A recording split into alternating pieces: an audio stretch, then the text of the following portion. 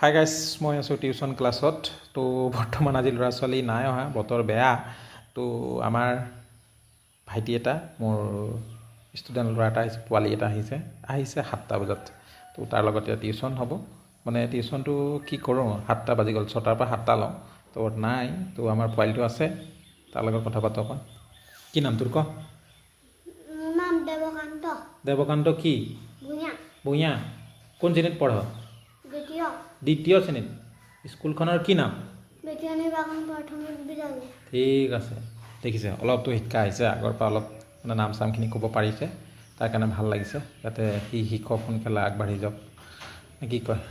আমাৰ জ্ঞানজ্যোতি পুথিভঁৰাল লাগি আছোঁ, যিমান পাৰোঁ চেষ্টা কৰোঁ ল'ৰা ছোৱালীখিনি আগবঢ়াবলৈ। আৰু যিখিনি আহিছে সেইখিনি শিক্ষা পাব, আৰু যিমান পাৰোঁ আৰু বহুত দিন পঢ়া পাহৰিছোঁৱে। কিতাপবোৰ চাই থাকিলে বহুত প্ৰেক্টিকেল আহে, তো আপোনালোকেও চাই থাকিব, এতিয়া আৰু পঢ়াটো বন্ধ কৰি নিদিব, নহ'লে পাহৰি যাব ন। তো সেইকাৰণে আপোনালোকক অনুৰোধ, যাতে সকলোৱে কিতাপ চাই থাকে। ধন্যবাদ। জয় হিন্দ।